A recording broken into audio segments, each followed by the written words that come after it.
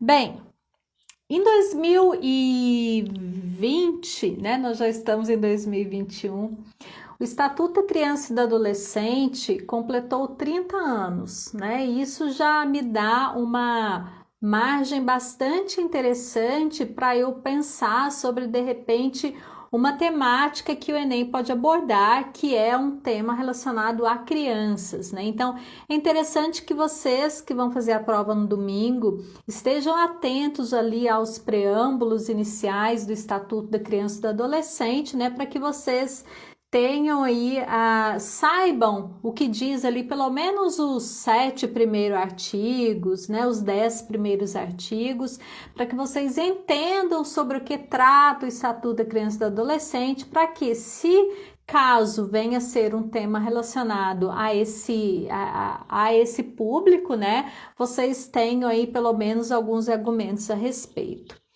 Bem, e dentro dessa temática, se a gente observar aí as últimas postagens do INEP, eu acompanhei as postagens do INEP o ano inteiro, e o INEP falou muito sobre dicas de português, né? Dicas para você escrever bem um texto, dica para você não errar na hora de escrever. Então, ele focou muito em linguagem. E pensando aí, né, na questão criança, que fez 30 anos, o ECA, no caso, em 2020, mais alguma coisa ligado à linguagem, a gente logo pensa em escola, a gente pensa aí, em contextos educacionais. Então, pensando nisso, vários temas podem estar norteando essa temática, né? Então, de repente, se você pensa ali sobre evasão escolar, é um tema bastante legal. Eu tenho um vídeo lá no meu canal, Redação Inteligente no YouTube, falando sobre evasão escolar, né? Quem quiser eu fiz o tema, a discussão do tema, mais o texto completo, então acho bem bacana. E outros temas, por exemplo, como a má alimentação nas escolas, né? E hoje nós vamos falar sobre o analfabetismo funcional no Brasil. Então, tem relação com a questão educacional e tem relação também com o que diz respeito ao ECA, né? Porque esse analfabetismo, essa dificuldade que os alunos, que as pessoas possuem de interpretar, ela começa na infância, né? E acontece muitas vezes por um processo de alfabetização precário. Isso nós vamos falar aqui hoje, dado esse tema, o analfabetismo funcional no Brasil. Eu espero que vocês curtam, tá bom? Bom, vamos lá então falar o que vem a ser, né, o bendito do analfabetismo funcional. Né? Nós vamos entender que ser analfabeto absoluto, né, é uma coisa. Agora, você ser um analfabeto, mas você conhece dinheiro, você sabe ler, ver números de ônibus, etc. Isso diz respeito a uma pessoa que ela é alfabetizada, mas ela é alfabetizada de uma maneira precária.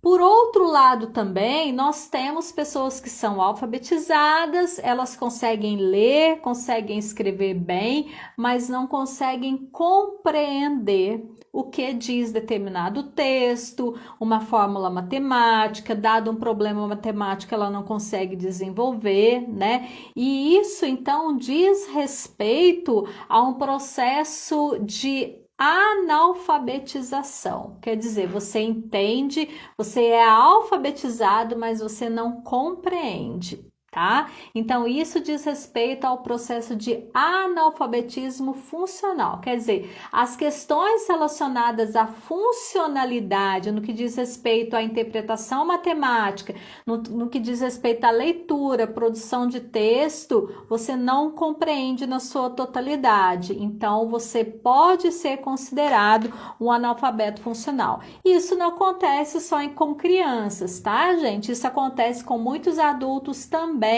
pessoas que estão na faculdade, né? Então, Mas vem lá da infância, né? Vem devido a muitas causas. E eu anotei aqui algumas causas para a gente comentar. Por exemplo, primeira causa que coopera para que um aluno esteja inserido num contexto de analfabetismo funcional, um ensino básico de baixa qualidade. Nós temos no Brasil uma educação precaríssima, se comparada com outros países, né? Não sei se vocês sabem, mas o Brasil ele faz uma prova trienal com outros 70, 80 países, que se chama PISA, é uma sigla em inglês, né? Uma prova internacional, e essa prova avalia ali os conceitos referentes à leitura, a questões matemáticas, né, que é raciocínio lógico e ciências. São 3 disciplinas apenas.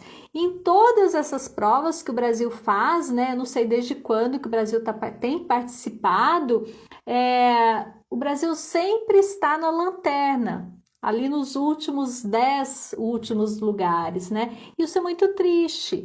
A gente observar que o nosso país, por exemplo, aqui na América do Sul, nós estamos atrás de países bem mais, com um desenvolvimento bem mais aquém que o Brasil. Por exemplo, nós estamos atrás da Argentina, nós estamos atrás da Colômbia, né, nesse quesito. Depois vocês procuram aí alguma coisa no Google que diz respeito a PISA, P-I-S-A, que vocês vão ver, e essa precariedade é comprovada mediante essa prova, tá, gente? Sem contar, claro, com outros índices que nós temos no Brasil, dadas as devidas atenções para a questão da alfabetização, para questões que envolvem, no caso, a educação, né? A precariedade da educação.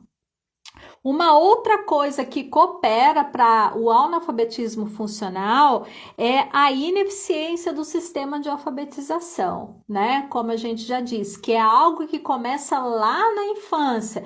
O aluno ele não desenvolve plenamente todos os processos correspondentes à questão da alfabetização, né? Então, isso vai gerando a questão, por exemplo, da aprovação, aquela aprovação, na verdade, não existe mais aprovação, né? O aluno só vai subindo etapa, sem estar plenamente consciente, sem estar plenamente desenvolvido na série que ele entrou. Isso faz com que a gente só vá, de certa forma, empurrando o problema com a barriga, né? Então, eu estou trazendo para a série posterior um problema e esse problema vai estar cada vez mais intensificado, porque nas séries posteriores tudo vai ficando bem mais difícil, né? Então, o aluno ele só vai avançando sem ter desenvolvido, às vezes, competências mínimas na série em que está. Né? Isso acontece, infelizmente, no Brasil. Muitas escolas não possuem verdadeiramente a reprovação nos anos iniciais, né? Só vai avançando o aluno, e isso é o meu ponto de vista, tá, gente? Se vocês discordarem, vocês podem comentar aí. Isso faz com que o aluno vá passando por um processo mecânico e vai, de certa forma, empurrando aí o problema com a barriga, né? Outra coisa que coopera para que o aluno não pense, né, que ele de repente veja um problema que está contido apenas de maneira, como que eu vou dizer, de uma maneira bem mais objetiva, é quando muitos professores prezam apenas pela gramática e não pelo contexto, né? Isso acontece principalmente em escolas públicas, quando o professor, por exemplo, ele vai dar uma questão na prova e aquela questão é uma questão enxuta, né? Uma questão que não possui um texto para o aluno ler, para o aluno entender, e isso é prezar pela gramática e não pelo contexto. Por quê? Porque as nossas palavras, elas possuem contextos variados, em situações diversas. Então, eu saber e entender esse contexto que as palavras estão inseridas faz a grande diferença no meu processo de interpretação, né? E aí o aluno vai e coloca esse contexto, o professor vai e coloca esse contexto em um sentido muito pobre, né? Em uma questão muito pobre. Observe a prova do Enem para vocês verem. Todas as questões são contextualizadas, possuem aqueles textos gigantes para que o aluno possa ler. Só que na escola ele não pratica aquilo. Né? Na escola é um contexto totalmente diferente da prova do Enem. Na escola ele está acostumado a ter questões secas, e aí chega no Enem, são questões totalmente contextualizadas, é lógico que o aluno vai acabar sendo penalizado. Isso está dentro do que pressupõe aí as considerações do analfabetismo funcional, tá? Outra coisa que colabora para a questão referente a esse tema é a ausência de campanhas de incentivo à leitura. Né, gente? Enquanto professora de redação, eu sinto isso na pele, sabe? Eu pego alunos que já completaram o ensino médio e falam para mim, professora, eu nunca li um livro na vida.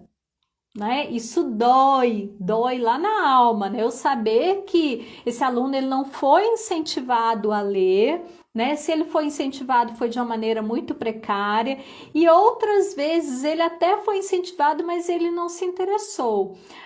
Mas eu percebo mais como uma falha do processo em si, como uma falha do aluno, né? O aluno ele não ter adquirido o hábito, seja em casa, seja na escola, o hábito da leitura ele vai comprometer o entendimento desse aluno e, consequentemente, a questão funcional de entender o tema, de participar do tema, de desenvolver o tema, estarão sendo comprometidas. Tá? Então, isso é muito sério. Então, se você deseja ter um conhecimento pleno de todo o contexto em si, esse planejamento de leitura, ele deve ser feito a longo prazo, gente. Um contexto que se faz... Eu falo para os meus alunos, ninguém aprende a fazer redação do dia para a noite. Isso é algo que se constrói, né? E se é algo que se constrói, ó, nós estamos começando 2021,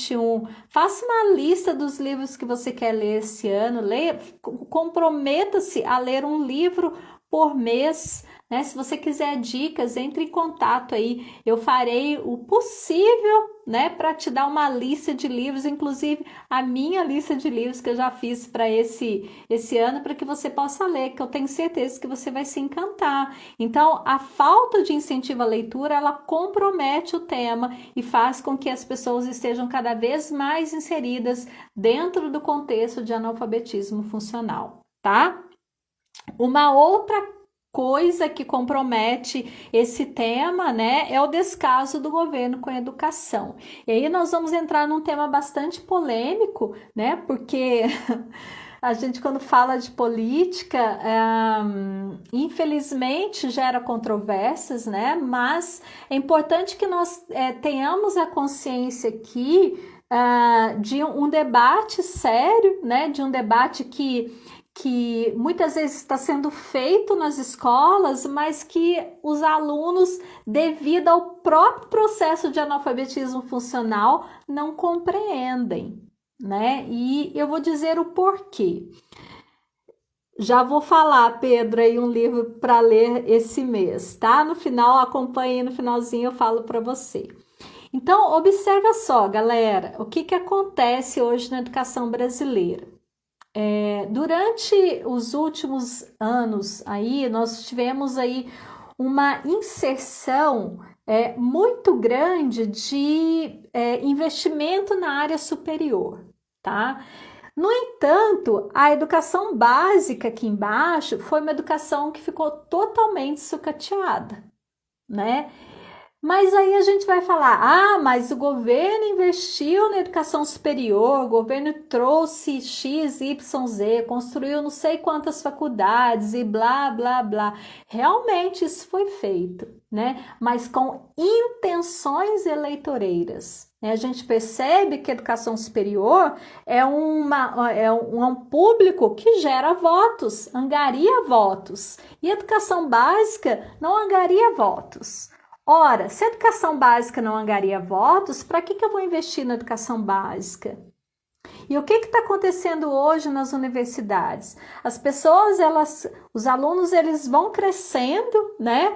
Com uma educação precária, totalmente sucateada. Vocês viram esse ano de 2020 aí, com o advento do Covid, com esse problema que nós passamos aí, o que aconteceu? A educação pública não teve aula, né? Então fica essa educação sucateada, o aluno ele cresce sem um discernimento, totalmente inserido dentro de um contexto de analfabetismo funcional, e daqui a pouco ele chega numa universidade e é totalmente contaminado pelas ideias que existem ali naquela faculdade. Por quê? Porque ele não aprendeu a debater, ele não aprendeu a argumentar, ele não aprendeu a entender o contexto no qual a educação está inserida. Então, é tudo questão política, gente, sabe? É tudo uma questão super política, infelizmente.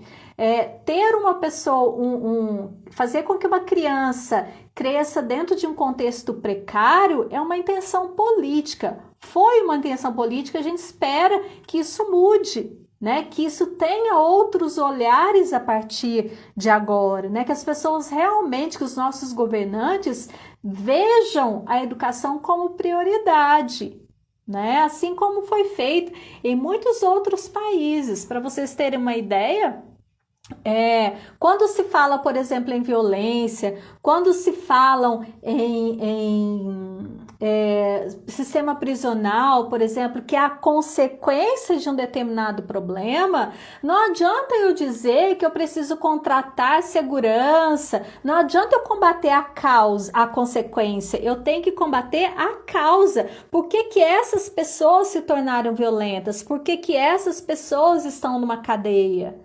Né? A causa está aqui embaixo, está no processo educacional. Então, a gente precisa entender isso como algo que precisa ser melhorado no Brasil. Não adianta eu ir lá na consequência, lá na educação superior, se aqui embaixo está tudo errado. Se aqui embaixo não se investe, os professores não recebem, os professores não têm valor, tudo que tem valor está lá em cima. Vocês me entendem, né? Que isso está sendo feito de uma maneira invertida simplesmente por ser uma intenção eleitoreira, né? Simplesmente porque a educação superior angaria votos, né? E isso é muito sério, muito sério. O outro caso que corrobora aí para a questão do analfabetismo funcional diz respeito à falta de políticas públicas, no caso, para o oferecimento de cursos de leitura e interpretação, né? Como a gente já bem disse, né? Que a leitura é algo que ela vai abrir a mente do cidadão, fazer com que ele enxergue mundos muito diferentes e fazer com que ele tenha ideias suficientes para poder argumentar, para poder entender contextos, né? Se vocês acham que o que eu estou falando é balela, vão ler, né? Não fiquem aí pensando em, porque o canal X de televisão fala isso, o canal Y fala aquilo. Eles vão falar o que é de interesse deles, mas leiam livros bons, leiam livros sérios, né? Que façam com que você entenda que tudo que nós vivemos hoje, a fome é uma coisa política, é uma inserção política, a educação é uma inserção política, tudo que nós vivemos, gente, é por interesses políticos, infelizmente, né? Então, vão ler, vão aprender sobre isso para vocês terem fundamentos argumentativos e não estarem inseridos dentro de um contexto de analfabetismo funcional, como grande parte da nossa população está. Para vocês terem uma ideia, os dados do INAF, que é o indicador de analfabetismo funcional no Brasil, diz que apenas 12% da população brasileira está inserido dentro de um contexto pleno de alfabetização. 12%. Isto é, apenas 12% da população brasileira entende o que ele está lendo, compreende o que ele está lendo. Vocês entendem como que isso é um número muito precário? Vocês entendem que isso faz parte de um contexto que o Brasil, infelizmente, está inserido? Né? E aí onde começa tudo isso? Na base, que nunca teve um investimento, né? Na base, que nunca teve um investimento. Então, pensem nisso. E aí, dentro dessa temática também, é interessante a gente pensar nas questões sobre desigualdade, né, gente?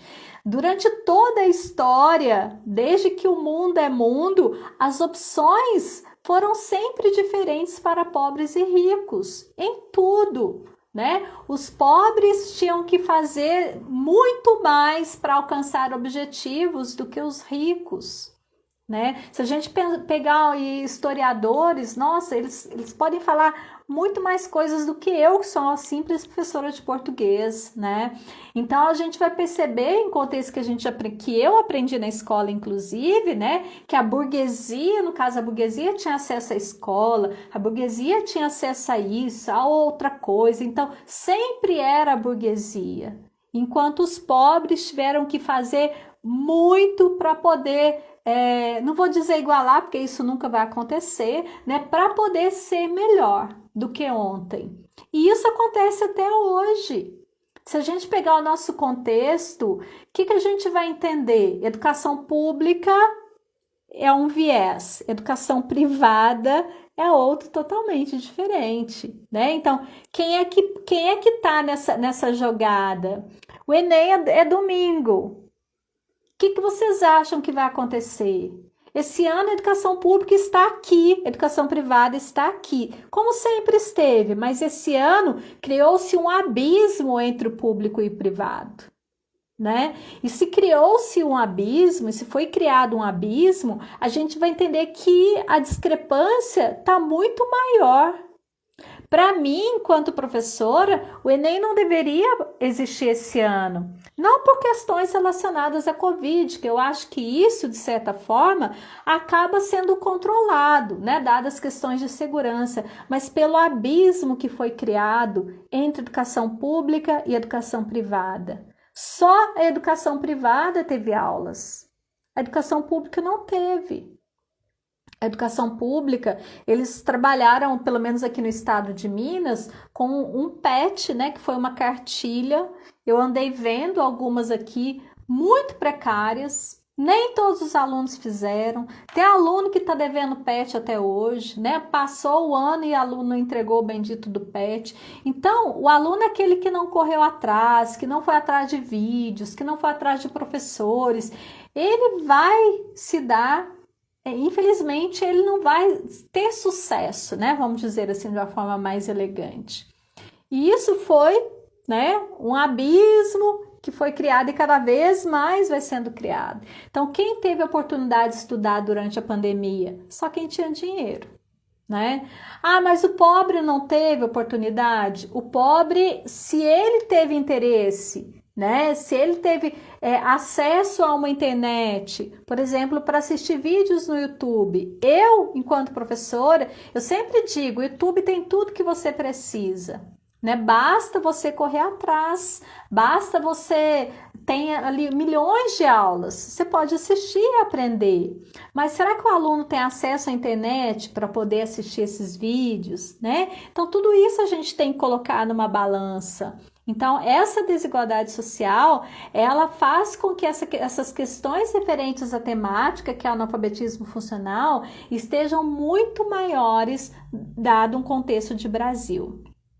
E como eu disse, né, o outro problema é a ausência de campanha de incentivo à leitura, né, gente? Que a leitura acaba sendo um grande protagonista desse tema, né? Porque é por meio da leitura que a gente vai a gente vai desvendar o mundo, né? Então, queira você acredita, queira não, É assim que a gente consegue escrever bem, é assim que a gente consegue entender bem, não há outro caminho, tá? Então, se você ainda não teve o hábito de leitura, comece hoje, daqui a pouco eu vou dar aí uma listinha de livros para vocês lerem. É... E uma outra coisa que eu achei aqui que eu gostaria de comentar com vocês, segundo pesquisa elaborada pelo Instituto ProLivro, 50% dos entrevistados não leem porque não compreendem. Olha que triste. Às vezes o aluno ele tem até vontade de ler um livro, mas ele acaba não lendo porque ele não está entendendo patavinas do que está escrito ali, né? Então isso acaba de certa forma também. Aí vem lá de novo na base, né? A base foi feita de qualquer jeito, o processo de alfabetização foi feito de qualquer jeito. Ele se tornou adulto, ele tem vontade de ler, mas ele não entende. Percebe como essa base é muitíssimo importante para o meu contexto de hoje, né? Nós estamos falando de base desde o início dessa live. E aí, quais repertórios eu poderia trazer para um tema desse, né? Então, eu já disse para vocês, a história vai ser um grande aliado, né? No que diz respeito à desigualdade social, porque ela está repleta de desigualdade desde que mundo é mundo.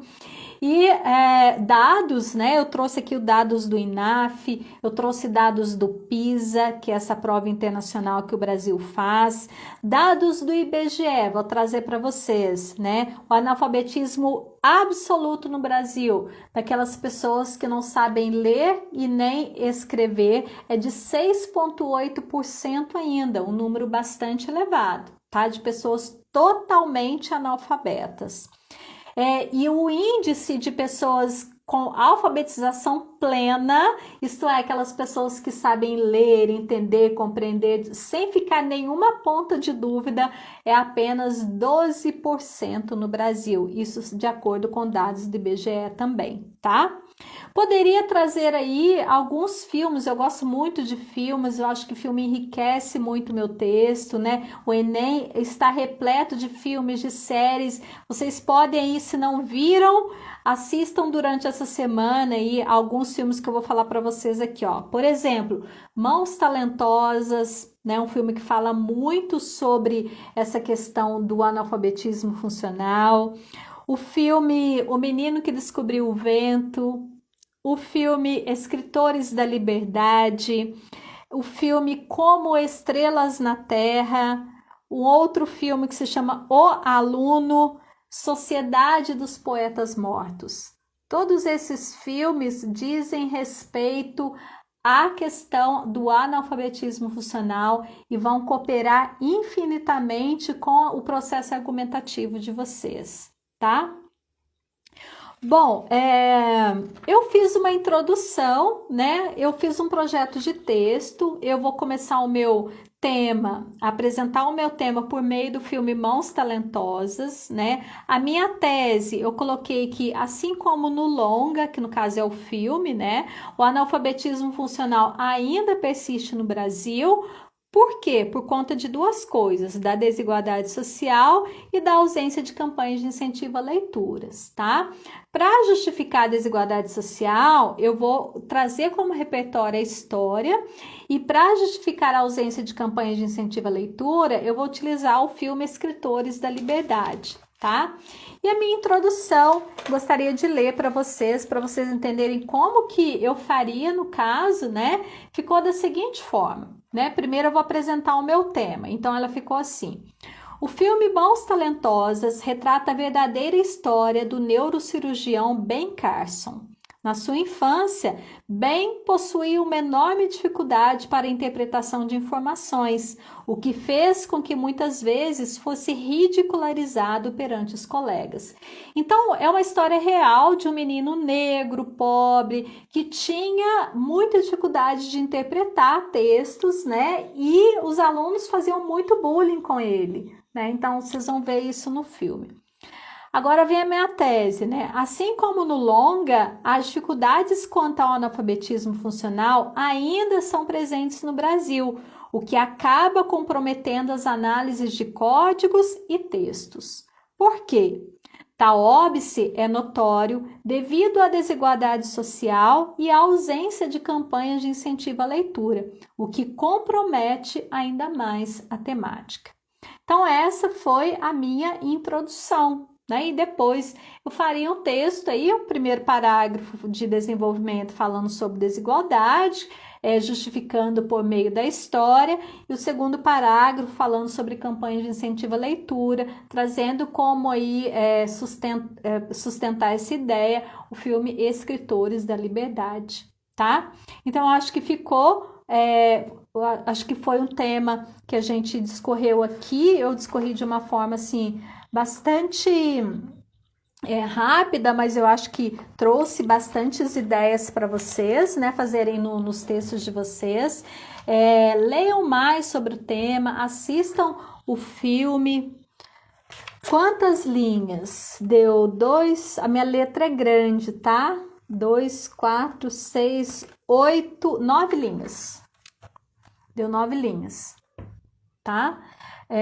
Mas aí no Enem, gente, se vocês observarem as redações nota 1000, vocês vão ver que elas possuem as letras bem minúsculas.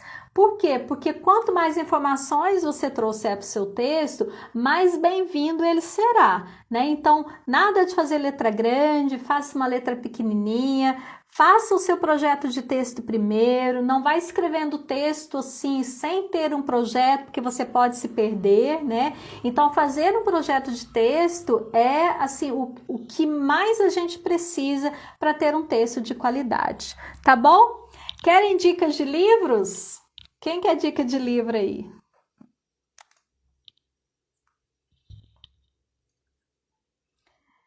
Querem dicas? Deixa eu pegar minha agendinha aqui para vocês, só um minutinho. Bom, vamos lá. Quem quiser dicas para leitura, tá, gente? Eu não sei que tipo de livros vocês gostam. Eu curto muito livro de autoconhecimento, não é livro de autoajuda, tá? É muito diferente. Autoconhecimento.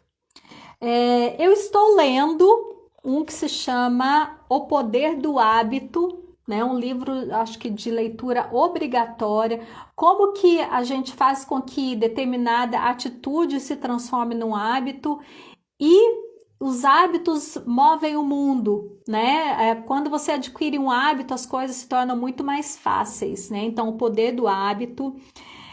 O autor se chama Charles Duhigg, D-U-H-I-G, tá? Depois, esse eu estou lendo, então eu pretendo terminar aí, já estou para frente do meio.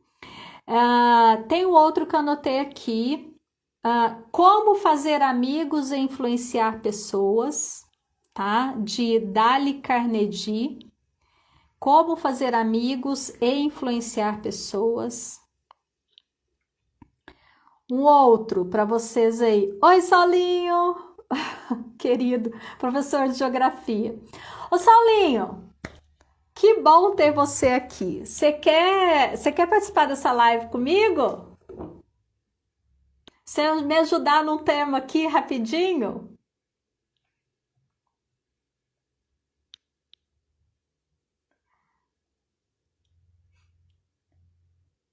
Vamos ver se o Saulo me responde aí. Não sei se ele tá me ouviu. Deixa ele responder. Vamos lá. Bom, então eu falei aí o poder do hábito, como fazer amigos e influenciar pessoas. A revolta de Atlas, tá? De A-Y-N, é o nome do cara, Ayn Rand, R-A-N-D. Vidas Secas, Graciliano Ramos. Essa é a leitura obrigatória para vocês, tá, gente? O Cortiço, Aloysio de Azevedo. Mais um aí, Os Segredos da Mente Milionária. Vão anotando aí, Os Segredos da Mente Milionária. Mais um, 1984, George Orwell, o nome do autor. Esse eu tenho aqui, 1984. Mais um para vocês. Pai rico, pai pobre.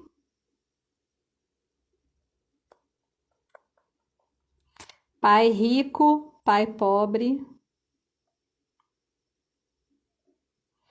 Mais um. Os 7 hábitos das pessoas altamente eficazes.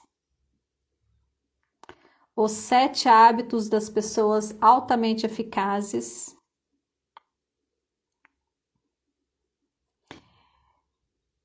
E o último, Senhora de José de Alencar. Pegaram todos aí? Gente, uma dica para vocês comprarem esses livros, né? Eu só compro, não tô fazendo propaganda não, mas eu gosto de comprar livro barato, né? Não sei se vocês gostam de livros novos, comprem lá na Amazon, na Saraiva, enfim. Eu não me importo de um livro ser usado, então eu compro muito num site que chama estantevirtual.com.br. Tem livro a partir de R$ 5.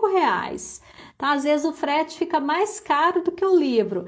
Então, estantevirtual.com.br. Eu compro muito no estante virtual. Às vezes o livro vem dentro do plástico. A pessoa colocou, porque o estante virtual é um sebo virtual. Às vezes a pessoa comprou, não leu e acabou entregando o livro para um sebo. E aí o estante virtual vende para vários sebos do Brasil inteiro, tá? Então, tem um estante virtual como amigo de vocês. Eu acho muito legal e os livros são super baratos, super em conta. Eu sou, assim, fã do estante virtual, tá? Vocês gostariam de comentar alguma coisa? Fazer alguma pergunta? Para a gente responder aqui. Lembrando que nós estamos falando da redação do Enem. Alguma dúvida a respeito?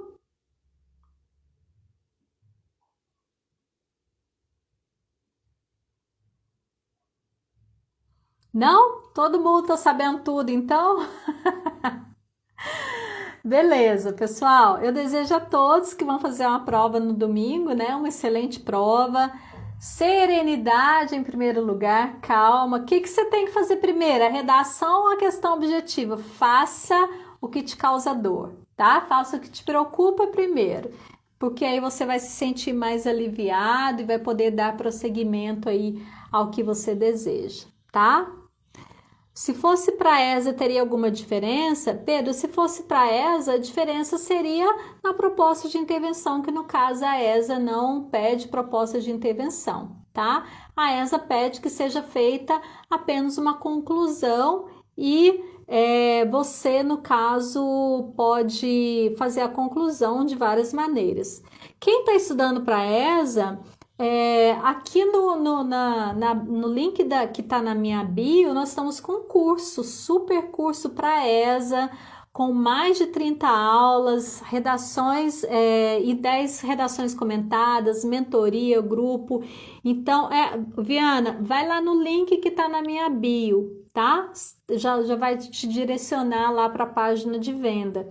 Então, um curso completo para você tirar 10 na redação da ESA. Tenho certeza que você vai super curtir, assim como os nossos alunos, tanto no Enem quanto na ESA, né? Sempre recebem notas aí excelentes. Eu tenho certeza que neste ano não vai ser diferente. Tá bom, pessoal? Um grande abraço. Se vocês tiverem... sim, temos aula ao vivo, inclusive essa semana já tivemos, tá? Se vocês tiverem dúvidas, entrem em contato, eu estou à disposição e a gente vai fazendo aí outras lives no decorrer. PM São Paulo, Misael, o meu curso é curso para concursos militares, tá? PM aí, já vou lançar uma campanha na quarta-feira, mas desse curso de concursos militares, tá bom? Simone, você chegou agora, que pena, gente, tá terminando, depois você assiste, tá? Olha o Saul aí, Saul foi meu aluno na ESA. Né, Saul? E tirou notão na redação. Simone, o que você gostaria de saber sobre educação? Obrigada, Saul. Redação, no caso, eu tenho redação para o Enem e eu tenho a redação para concursos militares. São esses dois cursos que eu tenho, tá? Pessoal que tá chegando agora aí, depois vocês assistem. Eu vou deixar gravada essa live, já vou encerrar aqui. Vocês assistem, tá? Assistem, porque nós falamos sobre o tema analfabetismo funcional no Brasil. Eu tenho certeza que vocês vão super curtir. A gente vai falando aí, discutindo outros temas aí no decorrer de nossa live, ok? Um grande beijo. Tchau, pessoal. Obrigada por terem estado aqui comigo. Tchau, tchau.